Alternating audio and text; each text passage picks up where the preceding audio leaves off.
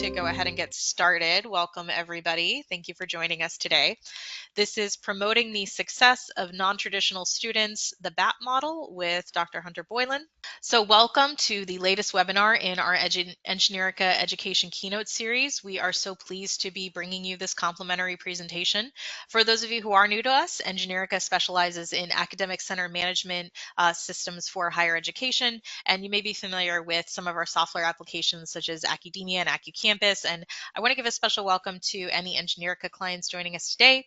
And I also want to let you know about some exciting stuff we have going on. So first off, we have our Academic Center Summit.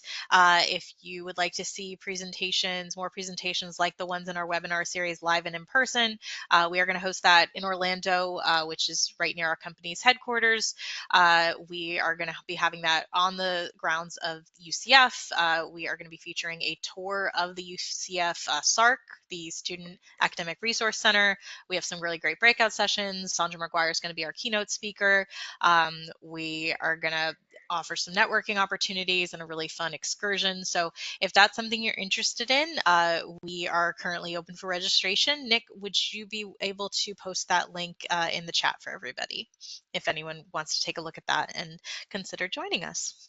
And I also want to make sure that everyone's aware that we do offer complimentary trials of Academia. If you are interested in seeing how it might make management of your center and your operations a little easier, you can email me, rachelc@engineerica.com, and we will post that in the chat as well. And also, I just want to kind of talk to you about next month's session. We've actually, for once, have our next session ready to go for you because of the weird scheduling with July with the holiday. So next month's session is going to be best practices for managing an embedded tutoring program. That is going to be presented by Shauna Chaves from Pima Community College. It will be Thursday, August 7th at 1 p.m. Eastern, and it's going to be just talking about embedded tutoring, how to enhance an existing program or start a new one. So we are really excited to be hosting that one, and we hope you will join us. And again, we will post that link in the chat if you'd like to register. All right, so welcome everyone to Promoting the Success of Non-Traditional Students, the B.A.P model. We started this webinar series for our clients and our contacts who wanted to learn more about best practices and trends in higher education. Each month we feature a distinguished speaker to talk about hot topics and trends in the academic support field. We're really pleased to be bringing you this presentation today. Just a quick introduction to myself. I'm Rachel Cook. I'm a client success manager with Engineerica. I've worked with many different schools over the years, and I was previously a learning center manager before moving on to Engineerica. So like you all, I am incredibly passionate about higher education and student success. I also have with me my coworker, Nick Armstrong. He is one of our technical support specialists. He's here as my backup and also to help with any technical issues that may arise. And I am pleased to introduce to you this month's speaker. His biography is very extensive. I hope to do it justice here. Dr. Hunter Boylan served Appalachian State University as a professor, a graduate program coordinator, and director of the Kellogg Institute and a center director for 38 years. He also served as president of NADE, now NOS, chair of the American Council of Developmental Education Associations, director of the Doctoral Program in Developmental Education at Grambling State University, editor of Research in Developmental Education, principal investigator for the National Study of Developmental Education, and an editorial board member for the Journal of Developmental Education. The Journal of College Reading and Learning, and the Journal of Teaching and Learning. Dr. Boylan holds a Ph.D. in psychology and higher education from Bowling Green State University. He has received the CLADEA Lifetime Achievement Award with its annual Professional Development Award named after him. We are so excited to be hosting him today. And now I am going to go ahead and hand things over to Dr. Boylan. Let me go ahead and make you the presenter. Fair enough. Well, welcome, and let me add my walk to that of Rachel's. Thank you so much. And so you are now the presenter. Thank you all. Thank you all for joining us again. And Dr. Boylan, the floor is officially yours. Awesome. All righty. So, welcome and thank you again for being here. My name's Hunter Boylan, and as Rachel pointed out, I've been a variety of things in my career. The model I'm going to discuss here relies on the work of several people: Albert Bandura, Benjamin Bloom, Carol Gilligan, Lawrence Goldberg, Paul Nolding, William Perry, Vincent Tinto, and many others. And the model I discussed describes how non-traditional students, low-income, minority, first-generation students, learn and are particularly affected by what we do in learning centers.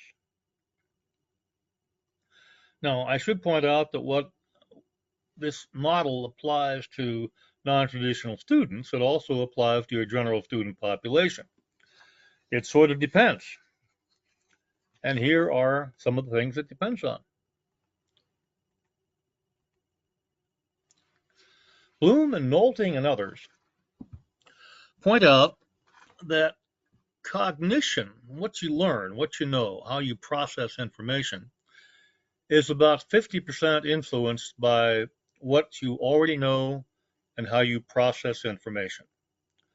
It's about 25% influenced by teaching and about 25% influenced by how you feel, what your attitudes and beliefs are. And this is for the typical college student. Now, for non-traditional students, they have a slightly different path to college success. For them, teaching quality probably amounts to more, about 30%. Cognitive amounts to less. Part of this is presumably because they haven't had a lot of experience in college yet. They haven't a lot of experience with rigorous courses. So affective becomes vastly more important. Now, in front of you, you should have an outline. It's called the open outline. It's a concept written by Pat Cross in her book, Classroom Research, 1996, Josie Bass. And you can use this to follow along with my presentation. And at various points, I'll also ask you to write a bit about what you plan to do in your centers. So let's look. Well, let me say this. First of all, I should point out that the non-cognitive dimension is probably about 15% more important for non-traditional students.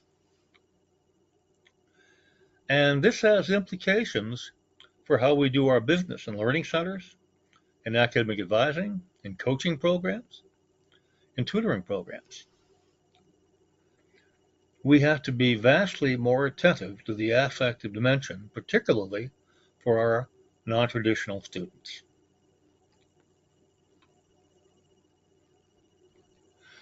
Let me introduce some basic concepts of adult development. First of all, affective development is connected to students' cognitive development. So the extent to which students grow in their affective domain, they will also grow in their cognitive domain.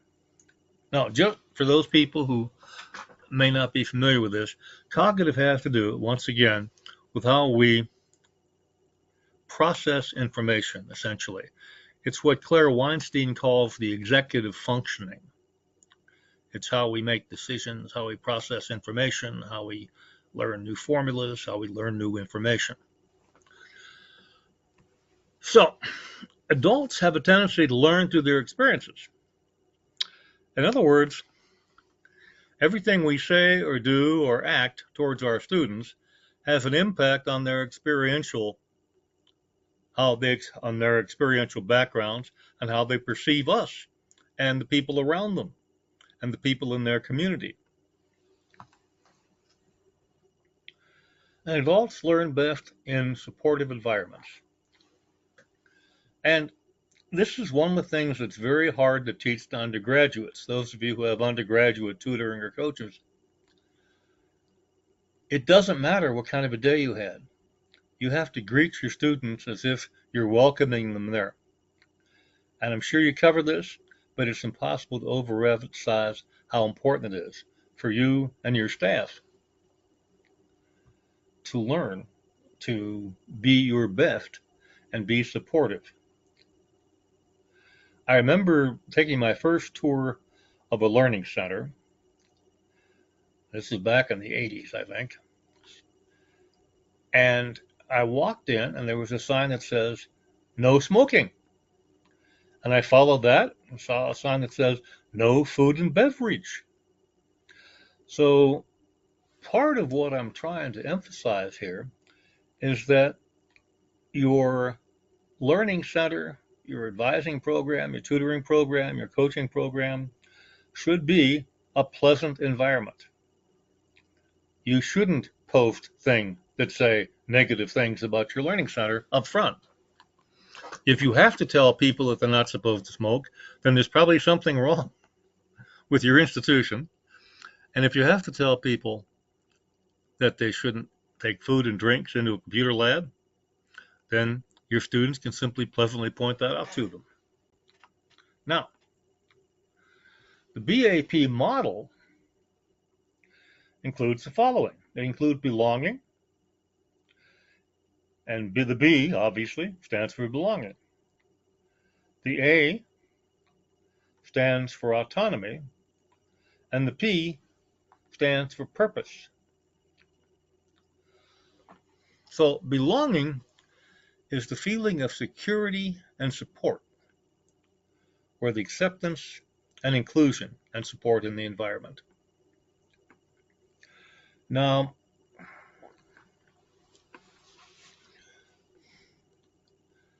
I should point out that everything in your environment, from how you act towards students to how your learning center or tutoring or coaching program looks, how do people experience it? And I would encourage you to go back and stand in front of your entry desk and say, how will my students experience my center? Is this a place where I can belong? Or is this a place where they just do tutoring or advising? So I would encourage you to ask yourselves, is this a place where my students feel that they belong? And I would encourage you to encourage everybody in your environment to ask the same question. Autonomy is a belief in one's own agency. Now, agency is a concept that Alfred Bandura has developed. And Bandura's notion is that we act according to objective reality, or we should act according to objective reality. We should act with purpose. We should act with the capacity for making decisions.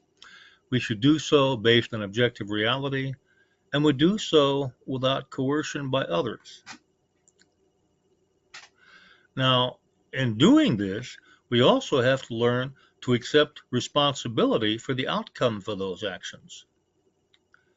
Some of you may have high school age children. High school age men in particular don't understand consequences. They just oftentimes feel that they need to act in the spur of the moment. And they're surprised when somebody enforces consequences.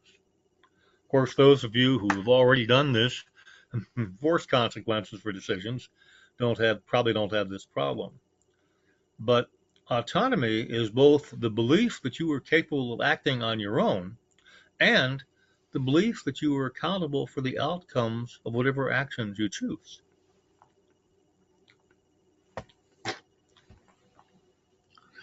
Purpose. And that's a goal or intention for doing something. It's your mission in life. For instance, it's why you decided to work in a learning center. It's why you decided after various trials and errors to do the job you're doing. And if you're not satisfied there, it's why you decided to do something else. It also has to do with your environment. Do you want to work in an air-conditioned office, or do you want to work outside in nature? These are things that contribute to your sense of purpose. Not only is it a matter of a choice of careers, it's a matter of a choice of lifestyles. So that's belonging, autonomy, and purpose. I sent you a research reference list, which includes some of the work I've read to come up with this notion. And I would encourage you to review that at some point and to give you an idea of how this is grounded in theory and it's grounded in research. Now, let's ask if you have any questions, comments, or observations. Go ahead. Let's see. Dr. McGuire, if you would like to unmute yourself, or would you like to unmute yourself or put that in the box? We usually take those by text, but I am happy to unmute you. Let me go find you in here. I'm sorry. We can see you. Hi, Dr. Okay. McGuire. Hi, it finally did. And I just want to say, hi, Hunter. This is amazing information. Annie, how are you?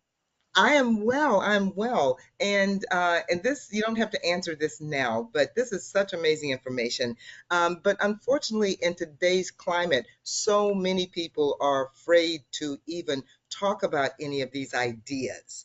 That if you could touch on maybe at some point how we can make sure that this crucial information actually gets to our tutors because it's just so vital. So thank you so much. This is extremely helpful.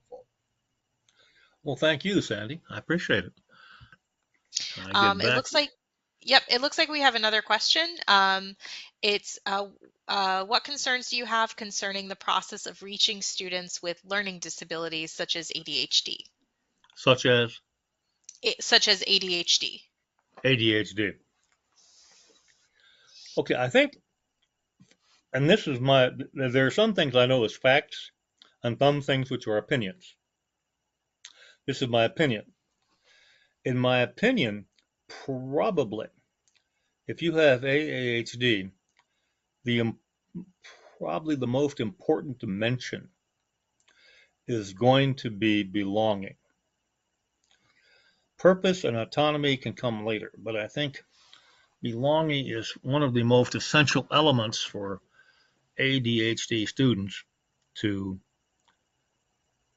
participate, to decide that it's realistic to participate in learning activities. That would be my best guess. But I'm not an expert on learning disabilities. I should say this up front. And these are simply hypotheses.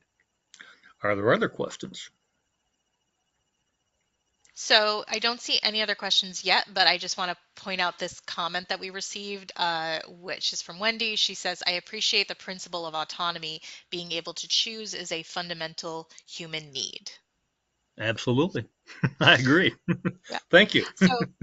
So again, if anybody does have questions, I think we can move back to the presentation, Dr. Boylan, if you're okay with that. But of course, we will be marking those questions. So if you do have those, we will be sure to get to them later in the presentation as well. Okay, fair enough. Well, let me get back to the PowerPoint here.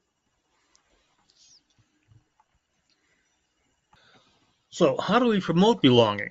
And the question was raised of what to do with students with disabilities. Again, I think belonging is probably the key.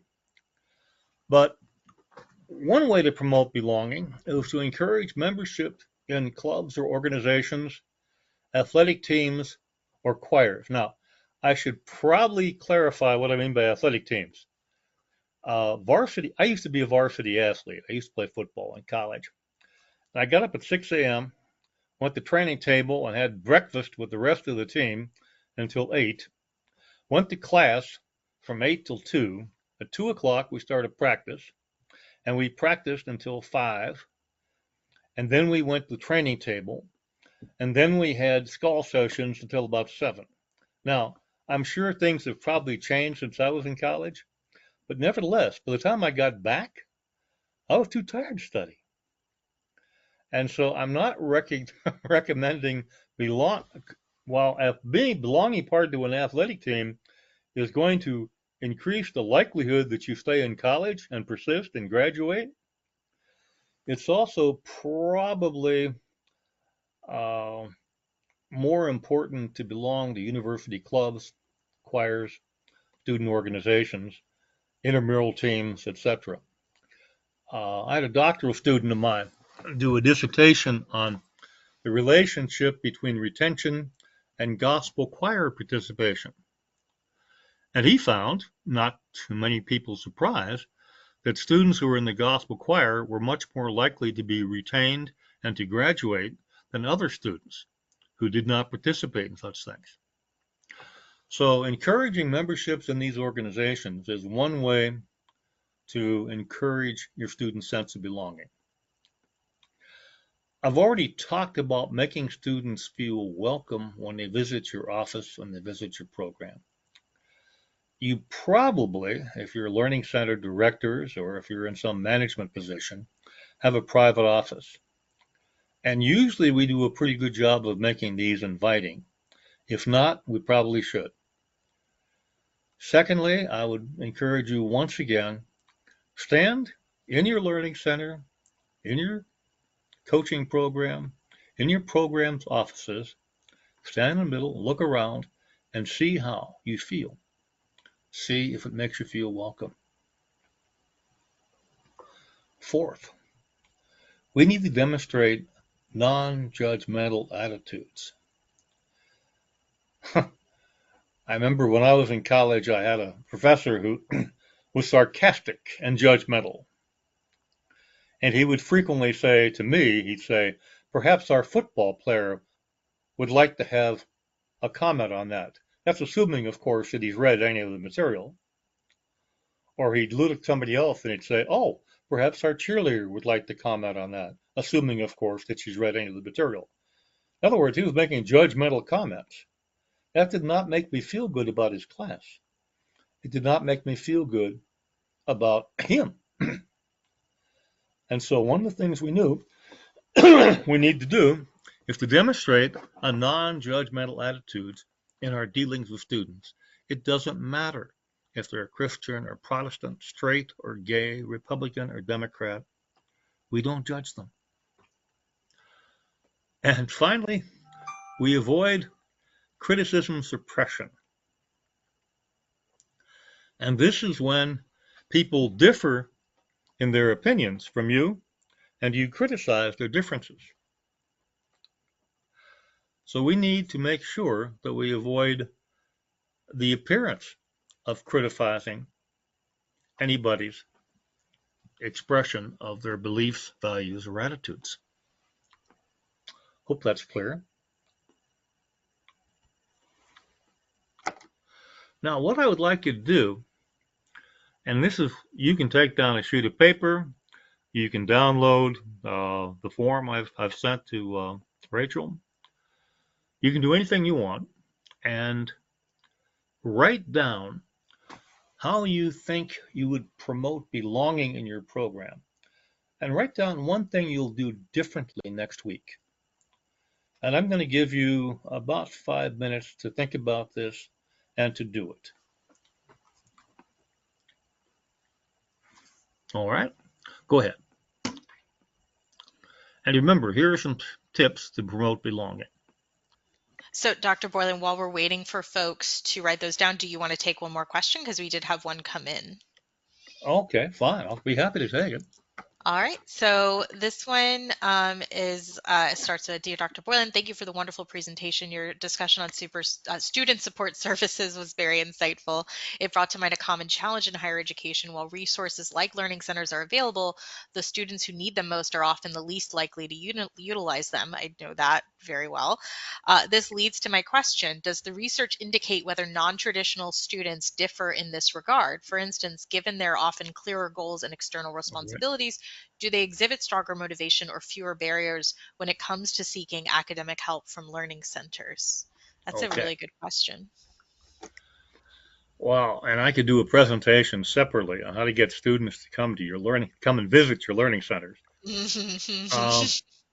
It's estimated that about less than a third of the people who need academic help will actually come and get it. And so we're already working in something of a vacuum. What the research says, what my understanding of what the research says, is that students,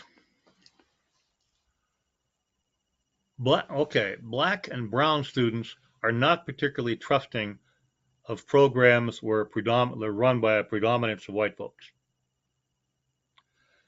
And this means that you've already starting off with a group of people, particularly minorities, that do not trust your services. Obviously, anything you can do to promote belonging is going to establish trust. Secondly, non-traditional students, you are correct, tend to have, older students at least, tend to have a clearer ideas of their own goals. And they are more likely, older students, and by older students I mean people in their 30s and above, are more likely to voluntarily participate in your services. But again, we're looking at a large percentage of them who don't. Now, ways to get them to participate. I went to a place in New York that had what they called tutoring Tuesdays, and they would go to the cafeteria and they would meet with people there in the cafeteria to tutor people. They would place signs in various places around campus, particularly in restrooms, because that's one place that everybody goes, believe it or not. In fact, one learning center had a sign that says, "Your future is in your hands," right above the urinal in the men's restroom. And it says, the second part of that was, "Go to the learning center. You need help." Oh my gosh.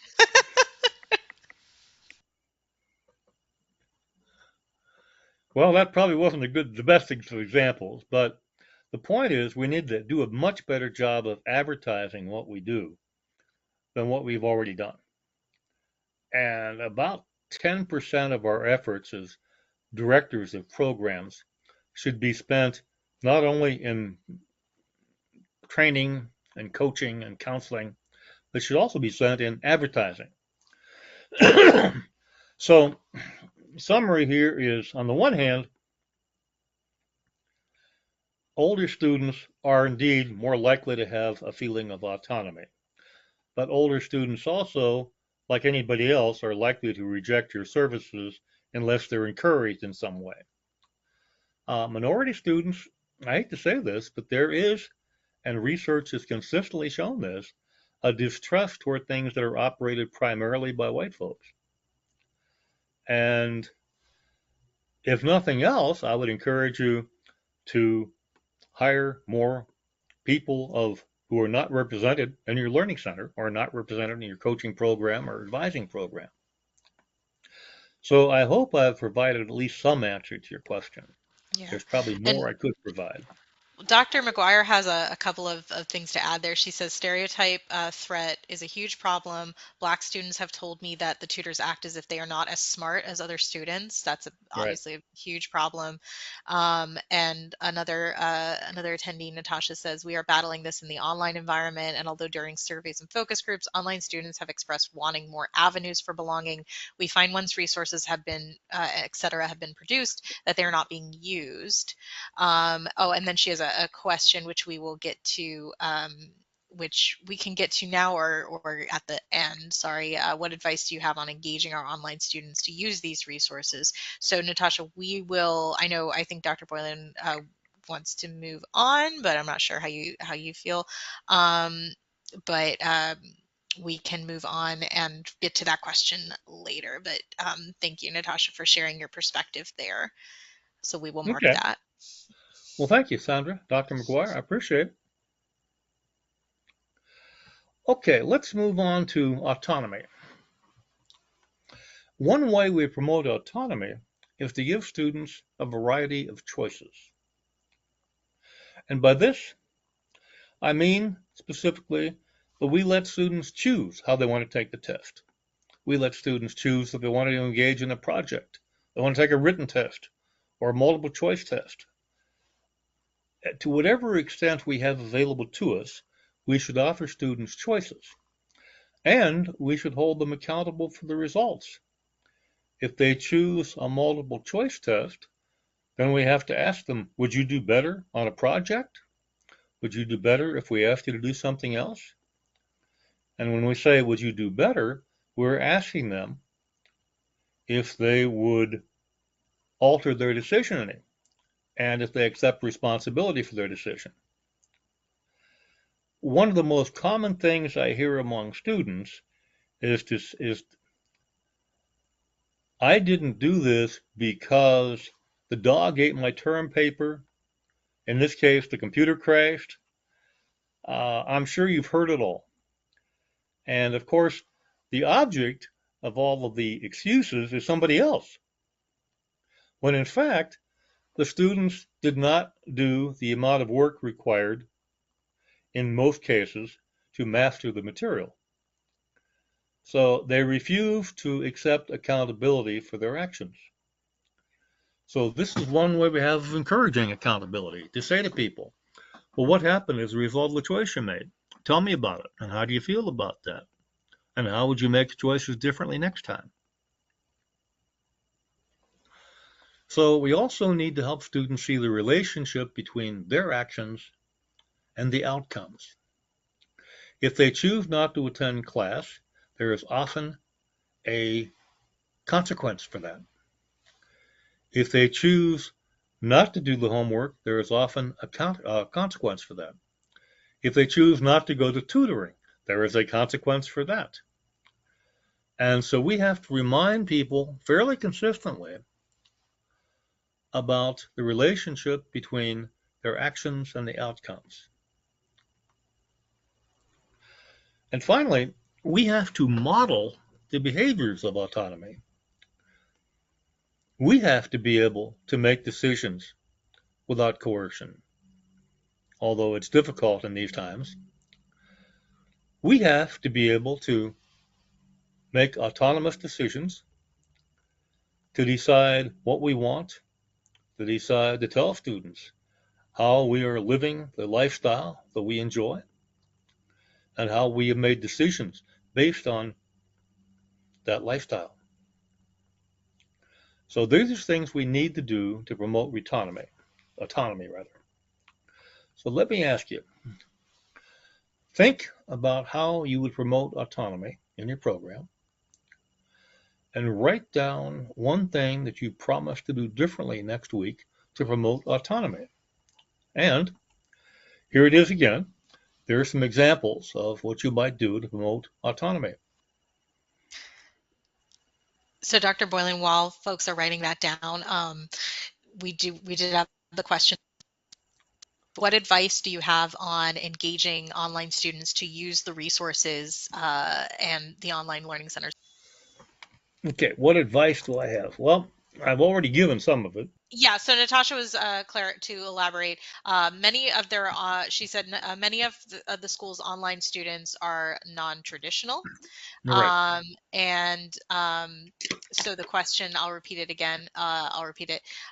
So we're battling during surveys and focus groups. Online students have expressed wanting more avenues for belonging, and then they find that once resources have been produced, that they are not being used. So what advice do you have on engaging online students to use these resources resources and the online learning center. So I have seen a couple of folks chime in about encouraging accountability, membership in choir, or some other organization that encourages the right side of the brain. But I'm curious, of course, to hear your thoughts. Well, these are just thoughts. Again, it's not that will the research exist? I'll provide it. But once again, where the research exists, it shows us that we often schedule our activities, our online activities, which are not consistent with the needs of adult learners. So we may indeed have a tutoring session or a counseling session at 8 o'clock in the morning, and the person has to work from 7 o'clock until 3 o'clock. That's his shift or her shift. We may, and I've noticed in my experience with students is that they don't wait, that they frequently don't have nervous breakdowns during office hours. I'm sure many of you have noticed this. And we should not schedule our services that might accommodate students who are having psychological issues or emotional issues. We need to schedule our services at times when they're likely to have issues, when they're likely to be thinking about these issues. And people are not thinking about them very often when they're at work. They're thinking less about them. So one, we need to do a better job of scheduling things when students need it. And that's based on research. Secondly, now we're going into opinion. My opinion is that it is difficult to provide online support services that would encourage belonging or autonomy or purpose. Coaching is probably the best example of things you can do online. And a little bit of life coaching probably wouldn't hurt anybody. So I'd encourage everybody who works with students to think about coaching people in the decision-making processes in online formats.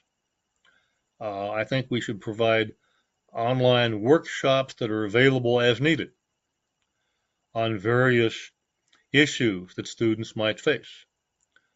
How do you register for classes? How to ensure that you get residence hall space? How to ensure that the apartment doesn't raise the rent on you? These are online resources that we should have available in our various centers. So that's about all I could think of offhand. I'm sorry that I'm not being more That's great. useful in that regard. That's great. Okay, I saw another couple questions come in, but we will take those later on. Well, I can take one more now, I guess. You want to? Okay. It's how important is it to offer non-traditional students times or schedules to meet the students' needs? Is there any research to support extended hours beyond the traditional 9 to 5? It sounds like even not research, but anecdotally. I think I already answered that one. Yeah, this one just came in, but absolutely. Yeah. Okay. And the finding is that we tend not to schedule things either at command, so students can watch them whenever they want to, or at times that are convenient for students to use them. Yeah. I think one of the challenges, just anecdotally, is a lot of schools, and this was both an issue when I was working in learning centers and some things that I've heard from clients, is offering like evening or weekend hours. There's definitely a demand for it, but then when they do it, the utilization is too low to justify, especially the budget.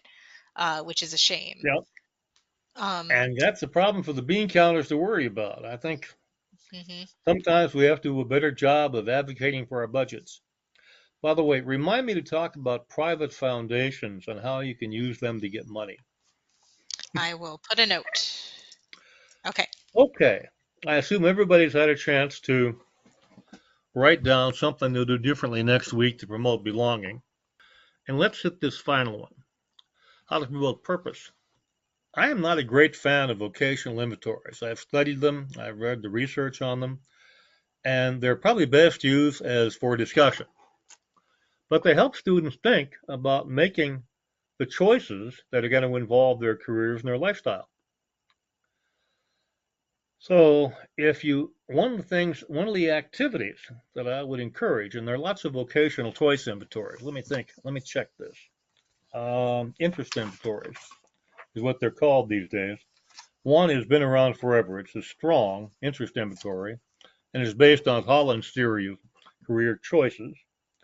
One is the Campbell Interest and Skill Inventory, and one is the Myers-Briggs Type Inventory. Most of these are pretty good at least starting discussions, getting students to think about what they want to do.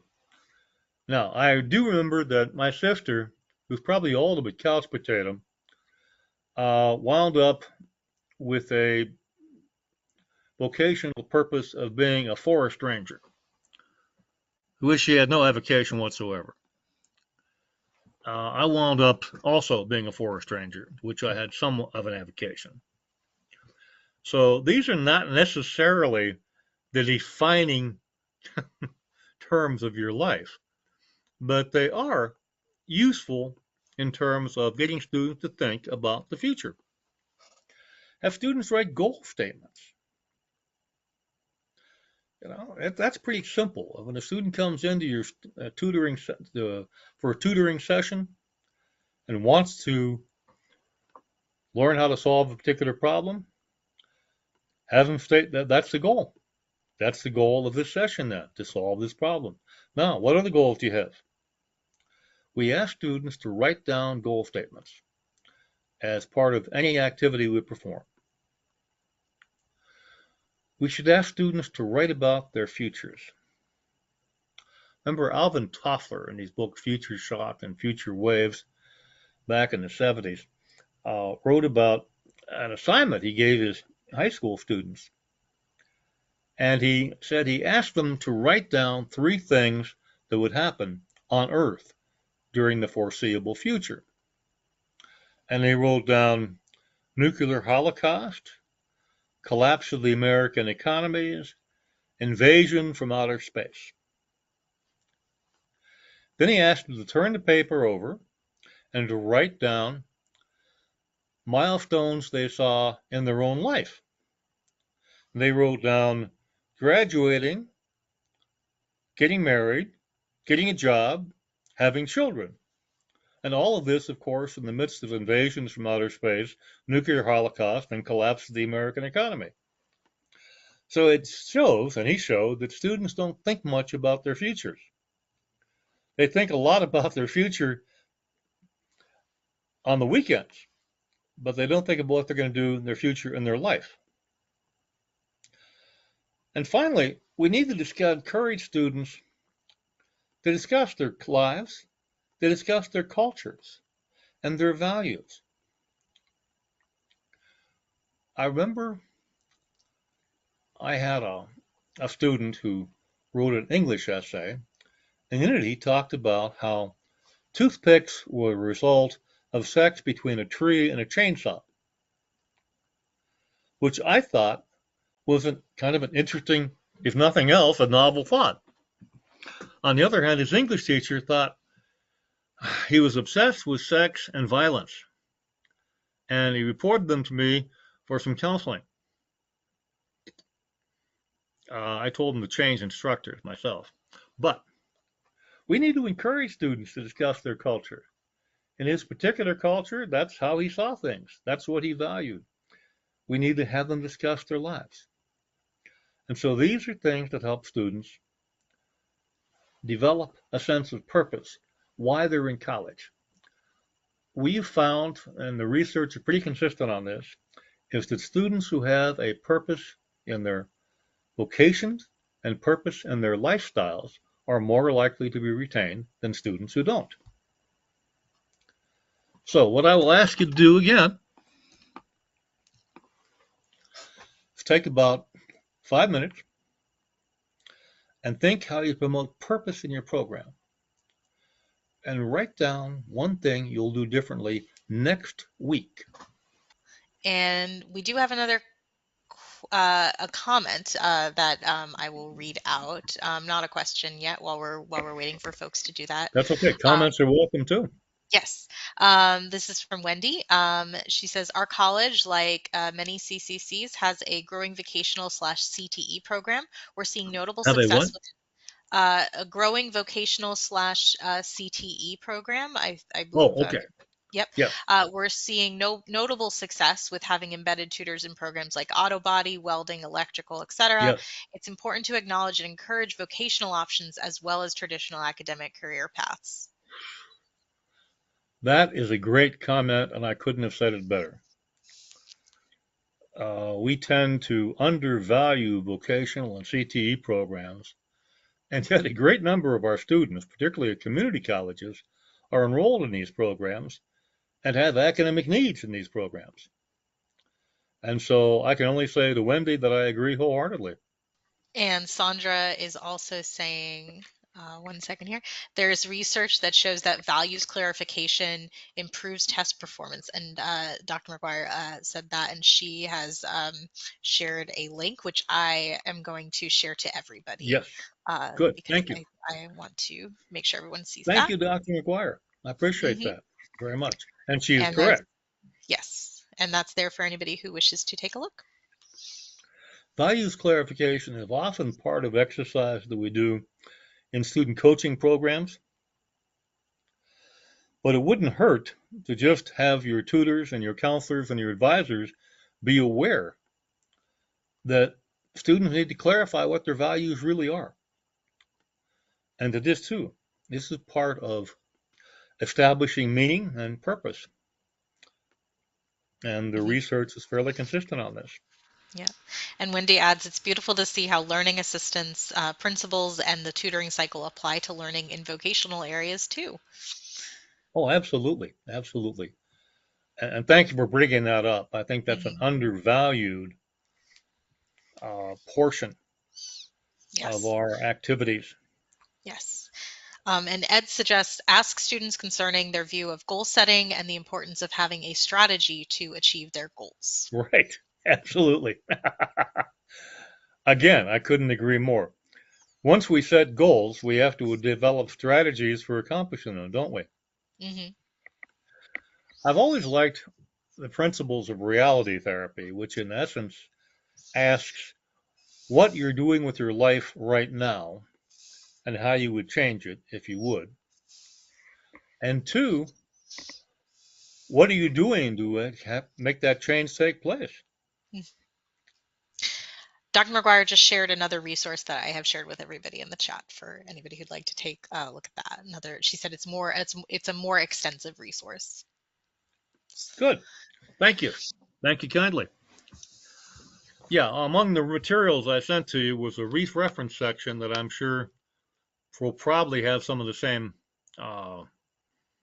basic references that Dr. McGuire's has on hers. I promised to talk a little bit about private foundations. And this is apropos of nothing in the B.A.P model, I should point out. But it's something I've come across in my own experience. And this is experience-based. It's not research-based. But there are close to 900 independent foundations in this country. And that amounts to several per state. And frequently, these foundations provide grants, they provide scholarships, they provide support for programs devoted to people in a particular region. For instance, there's the Gun Foundation in Cleveland, Ohio, which does things to promote the development of the people of Cleveland, Ohio. So if you had a coaching program that you wanted to implement and you need funds to start that, that might be a source for you. Look for local foundations. If you have a research project that you'd like to engage in, if you want to see if implementing this model really helps in student retention, for instance, then you might specify that that's what you want to do and send this to a local foundation. The reason I suggest local foundations is that they're often less formal. They have fewer requirements, fewer reporting requirements.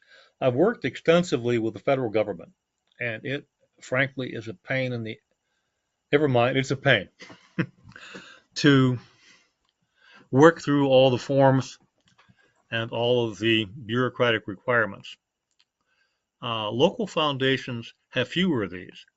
Also, you can pick up the phone and call the foundation officer. I would look up on the internet some of the local foundations in your area to see if there are any. And they might be as specific as the people of Cleveland, or they might be as general as the people of Arkansas, or the people of Oklahoma. So if you're looking for extra money to support some of these initiatives, I would encourage you to look at private local foundations. And as you know, government access to a number of sources of funding has been curtailed. Now, the question also came up as to what do we do when these things are not allowed? Actually, I know of no proscription against pushing autonomy, pushing purpose, or pushing belongingness for any group. And I think we have to remain steadfast to our basic principles. We're not about necessarily helping any particular individual so much as we're about leveling the playing field in society and in higher education. I think we have to word what we do with an emphasis on what our goals are. We want students to develop intellectually. We want students to develop personally. We want students to make wise choices. We want students to make intelligent career decisions. We want students to make lifestyle choices. These are the things we're about. And so I think in a time when some particular things are prescribed, we need to talk about, well, what do we really value? What do we value as learning assistance personnel? And I would encourage you to do that in your writing and your thinking and your presentation to others on your campus. And I want to add a comment from Dr. McGuire because she mentions that these are great resources. She said we've also had great success with getting funding from student government from our Learning Center. We called it Students Good. Providing Funding for Students to Help Students. I love that. Good. Good. She is right. Okay, so are there any questions or comments that you'd like to engage in? So we have, let's see. So we've answered all the questions that came in so far. We just got another great compliment from Dr. McGuire. Hunter Boylan is the GOAT. That was amazing information. Thanks so much. Well, thank you so much. I do appreciate that. That's right. As we say in North Carolina, that's right kind of you, man. Just the truth. So let me reiterate here. The B.A.P model emphasizes belonging, autonomy, and purpose. And it's based on theory and research, but it's also based on years of experience in this field. I hate to admit it, but I actually started working in higher education in 1968. So I have, however many years that is, experience in dealing with college students. I worked with street gangs in North Philadelphia. I discovered that one of the things that everybody wanted was to belong to something and to have a purpose and to exercise autonomy while they were doing this. You know, even the poorest people had these visions. So I'm going to skip our questions for the moment and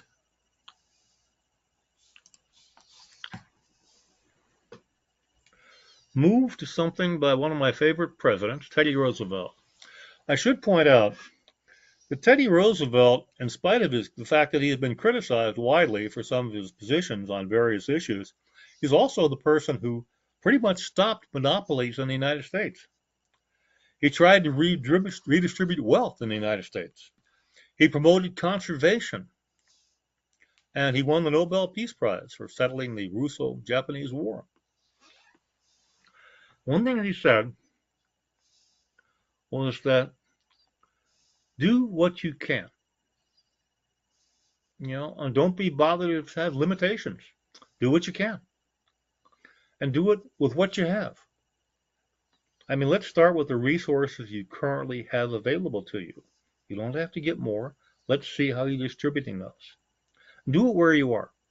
It would be nice if we could change things in Washington, but the chances are we can't. So we need to do things right there in Stillwater, Oklahoma, in Cleveland, Ohio, in Los Angeles, California, in New York, in Chicago, Illinois. We need to do whatever we can with what we have, where we are. Thank you. Hope this was helpful. So we do have a question that just came in. Ed asks, what role do you think EQ plays in student development? I'm not 100% sure what EQ stands for. Are you aware of that, Dr. Boylan, or do we need clarification? I'm either repeating it or clarification would help. I'm not sure which. What role do you think EQ plays in student development? So, Ed, if you are able to clarify what that stands for, we EQ? oh, yes. Oh, emotional intelligence. Oh, okay.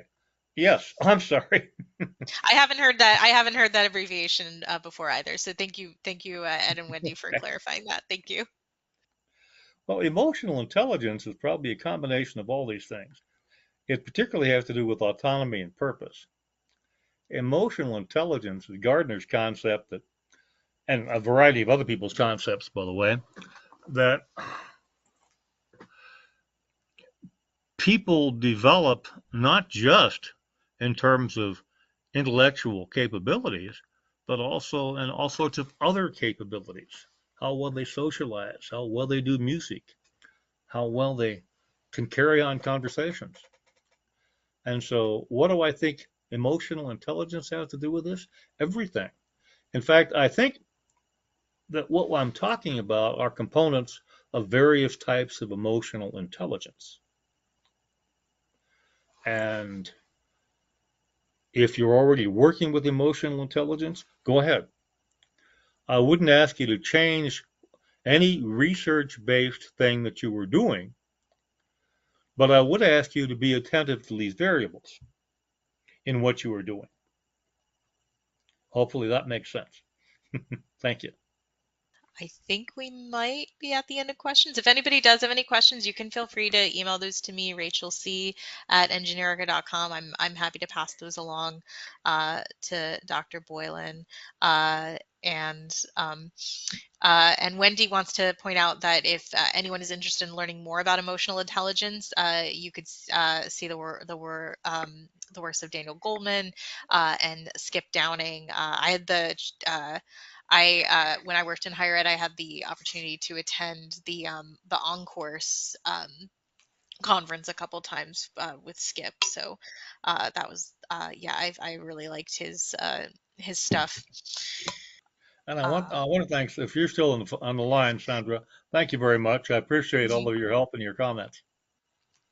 Well, thank you. No, you, as I said, the GOAT. I am always just enamored by everything you have to say. And I joined the Learning Center community 2 years after you in 1970. So thank you for everything that you continue to do. And thanks, Rachel, for hosting these great webinars. Oh, we're happy to do it. I'm happy to connect with you all. It's the highlight of my month. Okay, I think we are out of questions, so I will let Dr. Boylan go.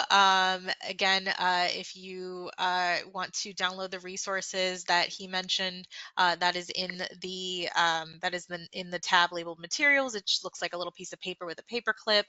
And if for some reason you're not able to access that, don't worry, we will include that with the recording along with the extra links that Dr. McGuire shared and the slides for today's presentation as well. So I want to thank everyone for joining us today. We were so excited to see so many folks in the middle of summer. And we, Dr. Boylan, we so appreciate your time. I know that you and I have been talking about doing this webinar for a long time now, so I'm so excited that today was the day we were able to do it. Well, I'm glad I'm healthy enough to do it. It's been a while. Yes, me too. Taking me Me a while too. to get Yes, my shit back together. absolutely. Thank you, everybody. I hope you have a great rest of your week. And again, we will see you next month if you'd like to join us for the presentation by Shauna Chaves on embedded tutoring. And have a great one. Thank you again. Take care. Thank you. So long.